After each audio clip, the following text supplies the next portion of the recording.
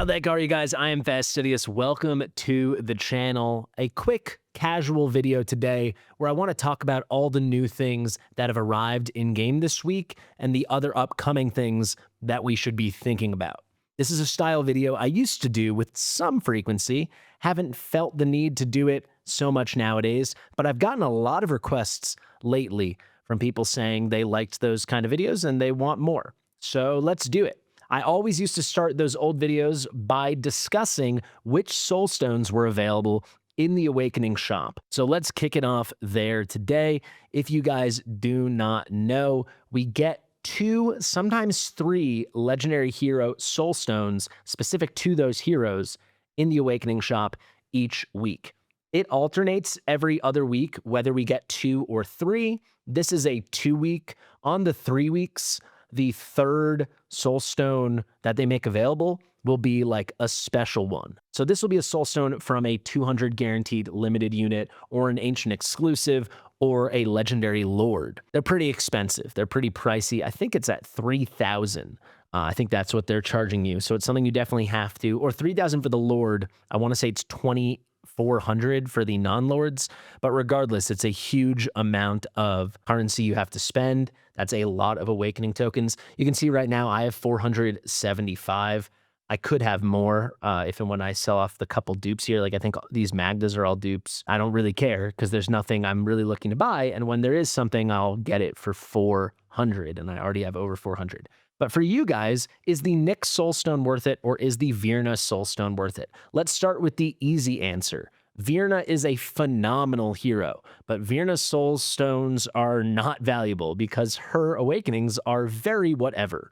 Her A1, she starts putting out magic res reduction. This is not as consistent as you think from the Mortal Kiss, and it's not very strong. It's like a minus 10% magic defense break. You could think of it like that. It's not nothing, but it's not particularly special. It doesn't really matter too much. It doesn't move the needle. When I first got this, I did a video on it. I thought it would be amazing. It's not. The A2 is actually one of her absolute best awakenings. She is quite low base attack as kind of an OG AoE magic platform DPS. Those units tend to have lower attack. And you can see without A2, her attack is 300 lower than this. So it is 4341. So her A2 is actually one of her absolute best awakenings. Her A3, Mortal Kiss is going to start dealing extra magic damage to surrounding enemies when Reaper's Grasp kills someone. This is more damage, but it's not crazy. The A4, her cost goes down. That's kind of cool. She's slightly expensive at 20. At A4, she goes down to 18. Doesn't really matter. Now the A5, Bone Shield, that's like a mark she puts out on an ally, right? The enemies that are nearby are going to get dealt damage. Now the damage is doubled if the enemies are under Mortal Kiss. This is, again, not a huge change in damage. Her damage is already good at A0, let's be honest, and these little changes don't move the needle much at all. So you can fully ignore that Soulstone. If we go to Nyx, Nyx has very good awakenings. All of Nyx's awakenings are extremely good, and if you don't have Van Helsing, Nyx is definitively the best AoE piercing damage unit in the game. I mean, it's pretty significant what she is capable of, so that's definitely something to keep in mind. I will say it's kind of a luxury to be purchasing awakenings for Nyx, so if you're the kind of person that has a lot of tokens saved, or a lot of those awakening coins, or you just summon a ton so you know you're going to get more, I think you definitely can go for it. The A1 here, 5 additional seconds on her ultimate, so it increases in duration by 1/6. So I guess that comes out to what, like 16, 17% more duration, so more damage effectively. Not exactly, because you'll still get some basic attack damage, but you get what I'm saying? That's pretty significant. Increased attack is always good for any platform DPS, or anyone in general, but especially that. With her A3, the awakenings are beginning to become fantastic, increasing her rage by 5 whenever she kills an enemy. For a lot of content where you need to deal AoE piercing damage, she's going to kill a lot of enemies. So this lets her ult cycle very quickly.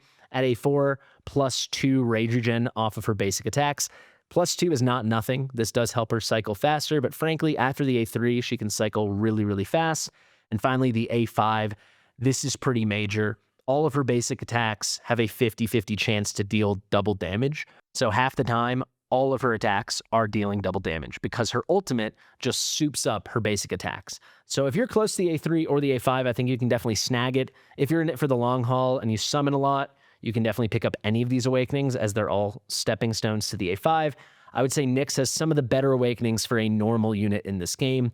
It's definitely a decent purchase. Now, what else has come this week in Watcher of Realms that you need to pay attention to? Well, we've got our Odyssey quests. They've been expanded. So this is a big moment for me. I'm finally going to claim my Init. I completed these quests over a year ago whenever they came out, a year and a half ago. Yeah, I think it was like 2 anniversaries ago. And I just was like, I'll claim Init when I need to because I want to show him in content on my account. And that moment never came. It never did. However, there are more quests to do. So now I am going to claim this. I am going to claim my Init. Let's get those 50 diamonds. Big moment. Huzzah, cheering sounds. Let's move on. We've got a bunch of new things. So now we've got all these new missions. They're not letting me scroll and preview, but you can see they already immediately come with big rewards. If you can beat 83, this can be retroactive. You need to have cleared campaign expert 714. I would think everyone who's made it through the first 82 will get this instantly. That gives you 10 shards towards an advanced gear recasting hammer. These special hammers are so rare. These ancient hammers, as I like to call them. This is 1/3 of the way towards another. That's pretty major. Let's see, clear Tidewave 135. There's no one, I think, that's beaten the first 82 that hasn't done this. There's a free legendary skill crystal. Clear stage 2 in the gear dungeon, both gear dungeon 1 and gear dungeon 2. I think everyone will have done that as well. Tons of forge materials. Clear a trial unlocked by a mossy quartz and eliminate all monsters 10 times. So this is going to be the first kind of gate. But go into your Malric, get that done, and you can see a lot of good things. Now we can start previewing. The first big holdup for a lot of people is going to come around here. Achieve Platinum 2 or above ranks upon settlement. I still haven't even claimed mine this week because I need to go in and do that. Try to stay on top of it. There's like so many more rewards. And yeah, it includes a special Praetus skin. You can see you get divine summons. Advanced gear recasting hammers. There's going to be ancient summons, lots of gems, really good rewards. A lot of people are like, oh, I'll get to it when I get to it because I don't really care about Init Soulstones. You can see that's one of the rewards in Init Soulstone. But don't you want the Praetus skin? Don't you want all the other goodies along the way? I mean, look at that. A variant gem. A lot of good things you can pick up. So I would say try to stay on top of it if you're trying to progress quickly. But there's a good argument that it doesn't really matter how fast you get through all of it. All right, a really funky thing that happened this week is they finally finished off the Abyssal Rift, wherever it is, in Chapter 8. Here you go. This Abyssal Rift in Chapter 8 has been left undone for 2 years. I'm not exaggerating, 2 years. And what did they give us? The most basic, boring stage. I mean, recommended BP is 500,000. We've waited 2 years for this. Anyone who's been playing for a while, you will instantly clear all of this, but they do come with some nice rewards, I guess. 2 rare summoning crystals are waiting for you, probably another one over there.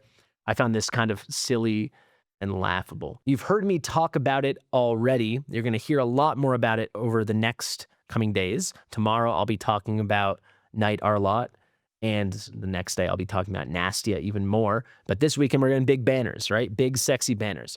Undeniably, though, these banners are some form of bait. Now, I'm not going to just straight up call them bait because these are good units that could absolutely help you. I mean, Nastia is one of the best legendary lords in the game.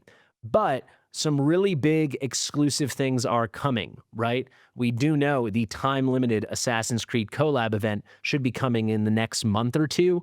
They definitely want to start draining your resources now. That's not to say don't go for this, but that's definitely something to think about. In the specific case of Night ARLOTT, he's coming out this weekend, and we know in the next 2 or 3 weeks, sometime in the next month, we are getting a special banner for Guan Yu. What exactly will that banner look like? We don't know yet, but we know he's coming.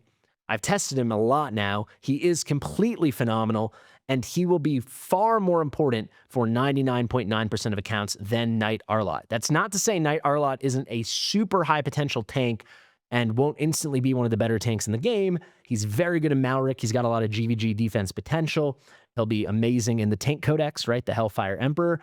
But compared to Guan Yu, who is almost certainly the best AoE physical DPS in the game, comparison, it's not close, right? You can't go too crazy for this without risking Guan Yu. That being said, if you've got a lot of stuff saved up, you should go for a copy. I'm going to go for a copy. He's also paired with Talon, who's awesome. I will make a whole video getting into those specifics, but all in all, I did want to get that out sooner rather than later. So that's how we're going to wrap up the video. A lot of interesting things happening right now. To recap, do not get the Vierna Soulstone. Definitely consider the Nyx Soulstone if you don't have her fully awakened. It's definitely something to keep in mind. I'm toying with the idea of doing it for A4. I'm not going to end up doing it because I have an A3 Van Helsing, but that's a pretty unique circumstance. I'm in, but I still was considering it. Maybe I'll still think about it more this weekend. If we talk about the Odyssey missions, up to you, but I would suggest progressing as quickly as possible, staying on top of all of this. We also, of course, have those banners coming up this weekend. They're going to be tempting, but I would encourage you to think really hard, or at least look forward to my videos where I break this down in a lot more detail.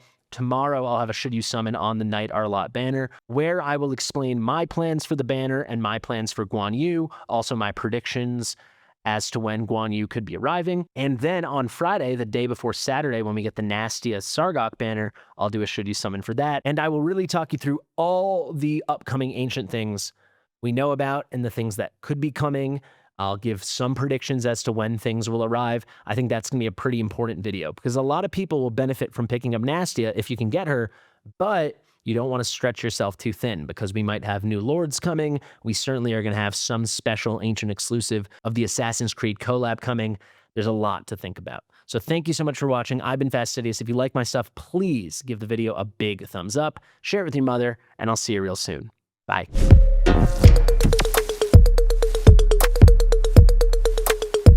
Fastidious.